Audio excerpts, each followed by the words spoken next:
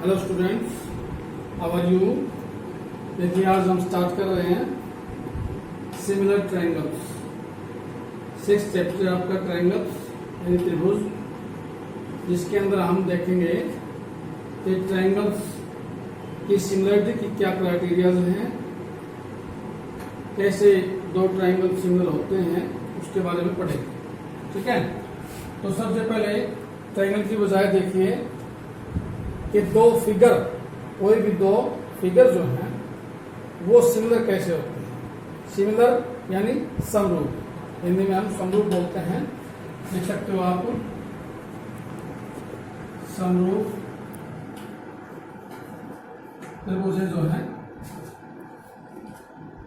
तो दो फिगर समरूप कैसे होते हैं। इसको अगर वर्ड को हम तोड़ करके देखें दो में, कि एक तो सम है और ये है रूप। सम रूप यानी सिमिलर। सिमिलर इंग्लिश वर्ड है, इसको देख करके भी आप देख सकते हैं कि सिमिलर दो एक जैसे, लगभग सम रूप एक जैसे जिनके रूप हैं, समान जिनके रूप हैं। जैसे कि आपने एक फोटो लिया, पासपोर्ट साइज छोटा फोटो है, उसी फोटो का हमने एक बड़ा रूप ले लिया, साइज बढ़ा दिया है हमने, फोटो वही है, तो दोनों जो हैं वो क्या हैं, समरूप आकृतियां हो जाएंगी, दोनों सिमिलर होंगी। समझ में आ गया होगा। इसमें क्या होता है कि एक जो आकृति है जब वो बड़ी होती है तो उसका हर कोरस्पॉन्डिंग पार्ट जो है ना, वो एक सेम रेशियो में बड़ा हो जाता है, सेम रेशियो में बढ़ता है। अगर आप उसके किसी एक पार्ट को जिस रेशियो में बढ़ाते हैं और दूसरे को उससे कम या ज़्यादा रेशियो में बढ़ाते हैं, यानी रेशियो गड़बड़ा जाएगी, तो आपकी समरूपता जो है वो खत्म हो जाती है। यानी दो आकृतियां समरूप कब रहेंगी, जब उनके हर पार्ट में रेशियो जो है वो समान हो, समान रेशियो से वो बढ़ी हुई हो। ठीक है, अब ये तो हुई एक आकृति, जनरल कोई भी आकृति है, आपकी फोटो है, कोई भी चीज है। अब हम देखते हैं ट्रायंगल्स, यानी कि सिमिलर ट्रायंगल्स। ट्रायंगल्स के अंदर या ज्योमेट्रिकल फिगर जो हैं उनमें आप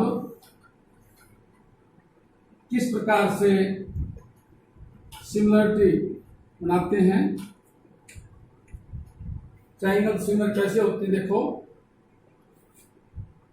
एक तो सबसे पहले देखिए correspondence of the parts between two triangles. Correspondence का मतलब देखिए, ये ट्रायंगल हम लिखते हैं ABC और दूसरी ट्रायंगल लिखते हैं हम DEF। तो इनमें अगर हमें समरूपता देखनी है, सिमिलरिटी देखनी है, तो इनकी कोरस्पॉन्डेंस जो है क्या होगी। ए जो पॉइंट है आपका, ए शीर्ष जो है, vertex A and D, A and D corresponding है, B and E, C and F। तो ये कोरस्पॉन्डिंग है, ये संगत भाग है। ठीक है, ये तो हुए इनके शीर्ष।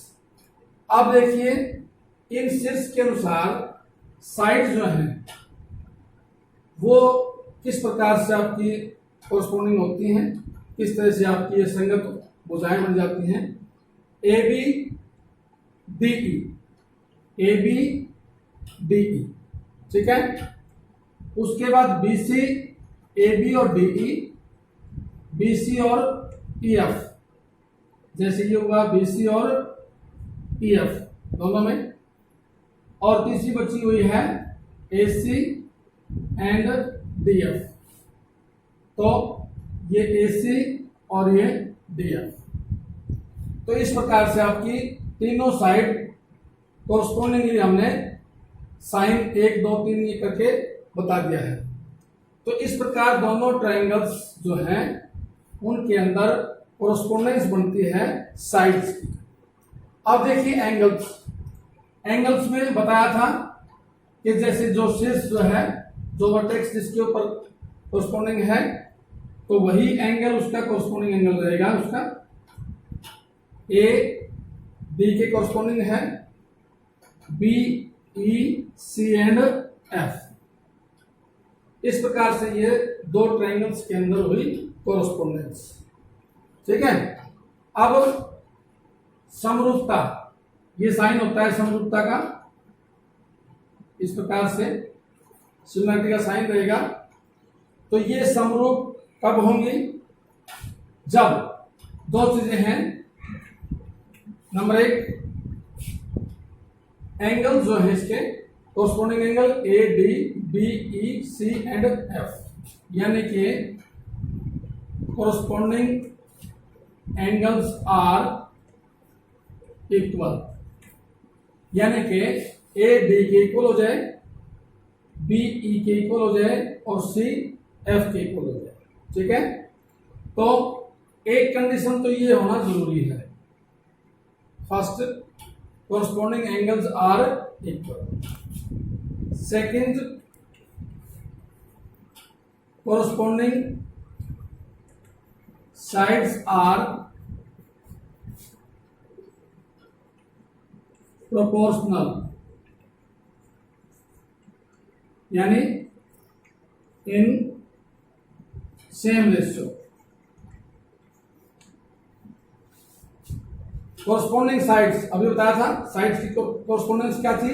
ए B D E B C E F A C D F, यानी कि ए बी और डी ई में जो रेशियो है वही रेशियो बी सी और ई एफ में होगी, और वही रेशियो ए सी और डी एफ में होगी। ये होती है proportionality of three sides of triangles.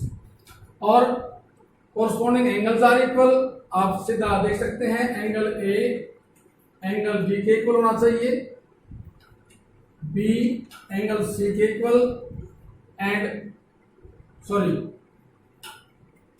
ई के इक्वल, और सी जो है वो एफ के इक्वल। इस प्रकार से आपके एंगल्स इक्वल होंगे। तो ये दो कंडीशंस हैं सिमिलरिटी के लिए, कोरस्पोंडिंग एंगल्स इक्वल होने चाहिए और कोरस्पोंडिंग साइड जो है वो इस प्रकार से प्रोपोर्शनल होनी चाहिए, सेम रेशियो में होनी चाहिए। यानी हिंदी में देखें तो संगत कोण जो है वो बराबर हों और संगत भुजाएं जो है वो अनुपातिक हों, यानी समान अनुपात में होनी चाहिए। ठीक है।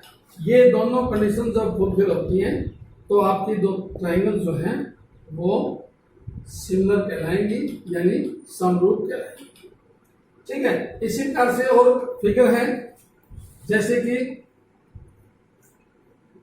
कोई स्क्वायर है, ये दूसरा स्क्वायर है। स्क्वायर्स जो हैं, दो स्क्वायर्स ऑलवेज प्रोपोर्शनल होते हैं इनकी साइड्स और एंगल्स, क्योंकि सभी एंगल्स 90 डिग्री के होंगे और सभी साइड्स इक्वल होती हैं, तो इसकी भी इक्वल है, उसकी भी इक्वल है। तो जो रेशियो एक साइड में हो जाएगी बाकी में भी वही रहेगी। तो सभी प्रकार के जो स्क्वायर हैं यानी वर्ग हैं वो आपके समरूप होते हैं। ठीक है। ऐसे ही और आकृतियां हैं, जैसे कि अब देखिए इन दो ट्रायंगल्स के बारे में क्या देखेंगे। इसके एंगल्स हैं 70, 80 एंड 30। ठीक है। दूसरी ट्रायंगल है, इसके एंगल्स हैं 80, 40 एंड 60। तो हम यहां देख सकते हैं कि दोनों ट्रायंगल्स जो है वो सिमिलर नहीं है। क्यों नहीं है?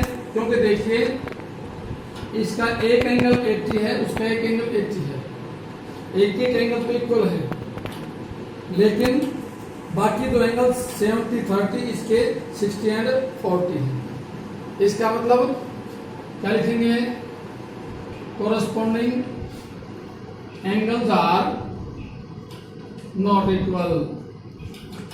ठीक है, therefore these are not similar triangles. ठीक है, तो इनके जो दोनों ट्रायंगल जो हैं कोरस्पॉन्डिंग एंगल जो है वो इक्वल नहीं है, तो ये सिमिलर नहीं है।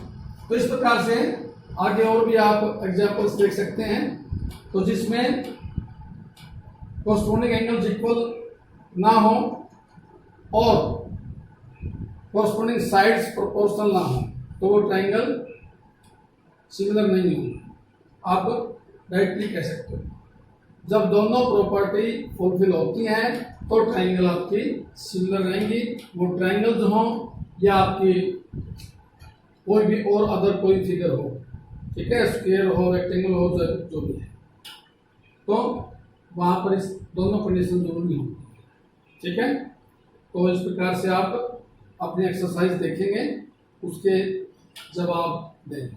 ठीक है, आज के लिए काफ़ी है, इसका बेसिक आप पढ़िए और अच्छी तरह समझ लीजिए। Thank you, have a good day.